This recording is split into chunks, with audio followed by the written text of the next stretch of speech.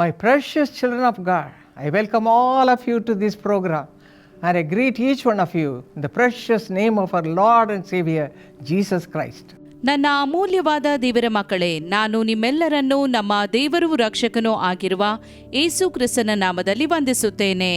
Today our promise verse is taken from Leviticus chapter 26 verse 6. ನಮ್ಮ ಈ ದಿನದ ವಾಗ್ದಾನ ವಚನವನ್ನು ಯಾಜಕಕಾಂಡ 26 6ನೇ ವಚನದಿಂದ ತೆಗೆದುಕೊಳ್ಳಲಾಗಿದೆ.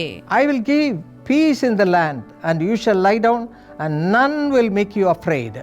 ನಿಮ್ಮ ದೇಶದಲ್ಲಿ ನಿಮಗೆ ಸುಕ್ಷೇಮವನ್ನು ಅನುಗ್ರಹಿಸುವೆನು, ಯಾರ ಭಯವೂ ಇಲ್ಲದೆ ಮಲಗಿಕೊಳ್ಳುವಿರಿ. And I will rid the land of evil beasts and the sword will not go through your land.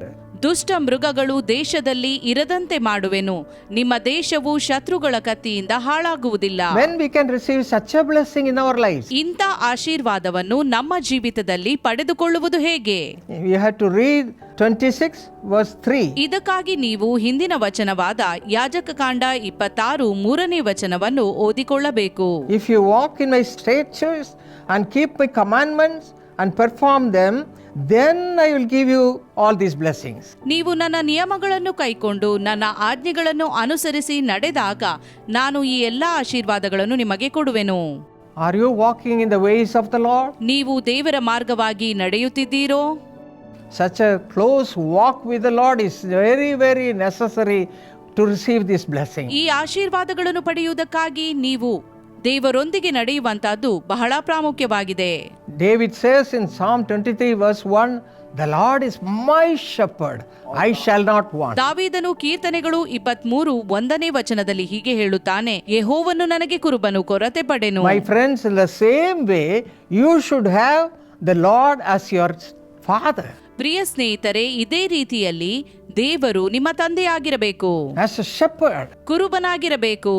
He will lead me and guide me. That should be your hope. ಆತನೇ ನನ್ನನ್ನು ನಡೆಸುವನು, ಮಾರ್ಗದರ್ಶಿಸುವನು ಎಂಬ ನಂಬಿಕೆ ನಿಮ್ಮದಾಗಿರಬೇಕು.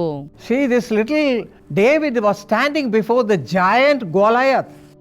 ನೋಡಿರಿ, ಈ ಚಿಕ್ಕವನಾದ ದಾವೀದನು ದೈತ್ಯ ಗೊಲ್ಯಾತನ ಮುಂದೆ ಹೇಗೆ ನಿಲ್ಲುತ್ತಿದ್ದಾನೆ ಎಂದು. Goliath was fully armed from top to the bottom. ಗೊಲ್ಯಾತನು ತಲೆಯಿಂದ ಕಾಲಿನವರೆಗೆ ಶಸ್ತ್ರಸಜ್ಜಿತನಾಗಿದ್ದನು. Poor David had nothing. ಪಾಪ ದಾವೀದನ ಬಳಿಯಲ್ಲಿ ಏನೂ ಇರಲಿಲ್ಲ. What the shepherd boy has, he was having. ಕುರಿ ಕಾಯುವ ಕುರುಬನಲ್ಲಿ ಏನಿರುತ್ತದೋ ಅದು ಮಾತ್ರ ಅವನಲ್ಲಿತ್ತು. But his hope was in the Lord God Almighty. ಆದರೆ ಸರ್ವಶಕ್ತನಾದ ದೇವರಲ್ಲಿ ಅವನ ನಂಬಿಕೆ ಇತ್ತು. Yes, we have to look into the Lord all the time. ಹೌದು, ನಾವು ಯಾವಾಗಲೂ ಆತನನ್ನೇ ದೃಷ್ಟಿಸಬೇಕು. We have to cling on to him all the time. ಯಾವಾಗಲೂ ಆತನನ್ನು ಗಟ್ಟಿಯಾಗಿ ಹಿಡಿದುಕೊಳ್ಳಬೇಕು. We have to speak to the Lord. ಆತನೊಂದಿಗೆ ಮಾತನಾಡಬೇಕು. We have to wait at the presence of God. ದೇವರ ಸನ್ನಿಧಿಯಲ್ಲಿ ಕಾದಿರಬೇಕು. Such a holy life you should have. ಇಂಥ ಪರಿಶುದ್ಧ ಜೀವಿತ ನಮ್ಮದಾಗಿರಬೇಕು. All the time clinging on to God. ಯಾವಾಗಲೂ ದೇವರನ್ನು ಗಟ್ಟಿಯಾಗಿ ಹಿಡಿದುಕೊಳ್ಳುವುದು. Then the Lord will be pleased with you. ಆಗ ದೇವರು ನಿಮ್ಮನ್ನು ಮೆಚ್ಚುವನು. Oh, little David was able to kill that Goliath. ಓ, ಆ ಚಿಕ್ಕವನಾದ ದಾವೀದನು ದೈತ್ಯ ಗೊಲ್ಯಾತನನ್ನು ಕೊಲ್ಲಲು ಶಕ್ತನಾದನು. Because the Lord was with him. ಯಾಕಂದರೆ ದೇವರು ಅವನ ಜೊತೆಯಲ್ಲಿದ್ದನು. Psalm 34 verse 10 also says the same thing. ಕೀರ್ತನೆಗಳು 34 10ನೇ ವಚನ ಇದನ್ನೇ ಹೇಳುತ್ತದೆ. Those who seek the Lord shall not lack any good thing. ಯೆಹೋವನ ಸನ್ನಿಧಿಯಲ್ಲಿ ಬೇಡಿಕೊಳ್ಳುವವರಿಗೆ ಯಾವ ಮೇಲಿಗೂ ಕಡಿಮೆ ಇಲ್ಲ. And Psalm 121 verses 1 and 2 says, ಕೀರ್ತನೆಗಳು 121 1 2ನೇ ವಚನಗಳು ಹೇಳುತ್ತದೆ, I will lift up my eyes to the hills, from where comes my help? My help comes from the Lord who made heaven and earth. ನಾನು ಕಣ್ಣೆತ್ತಿ ಪರ್ವತಗಳ ಕಡೆಗೆ ನೋಡುತ್ತೇನೆ, ನನ್ನ ಸಹಾಯವು ಎಲ್ಲಿಂದ ಬರುವುದು? ಭೂಮ್ಯಾಕಾಶಗಳನ್ನು ನಿರ್ಮಿಸಿದ ಯೆಹೋವನಿಂದಲೇ ನನ್ನ ಸಹಾಯವು ಬರುತ್ತದೆ. My friends, where are you looking today? ಸ್ನೇಹಿತರೆ, ಸಹಾಯಕ್ಕಾಗಿ ನೀವು ಯಾವ ಕಡೆ ನೋಡುತ್ತಿದ್ದೀರಿ? Do you have all your hope in Jesus? ನಿಮ್ಮ ಸಂಪೂರ್ಣ ಭರವಸೆ ಯೇಸುವಿನಲ್ಲಿದೆಯೋ? Or the earthly people?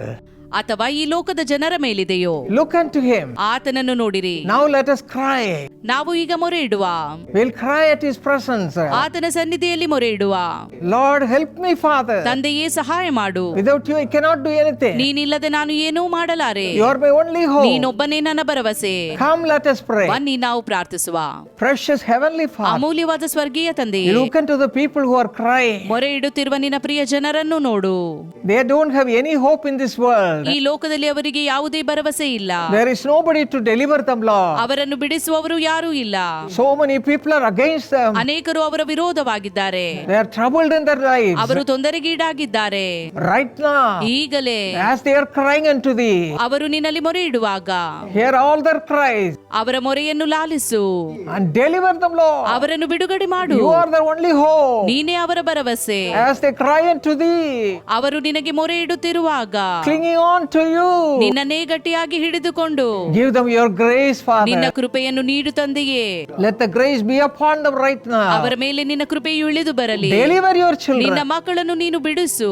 Let them receive all God's abundant blessings. ನಿನ್ನ ಹೇರಳವಾದ ಆಶೀರ್ವಾದವನ್ನು ಪಡೆಯಲಿ. In Jesus' name we pray. ಯೇಸುವಿನ ನಾಮದಲ್ಲಿ ಬೇಡಿದ್ದೇವೆ.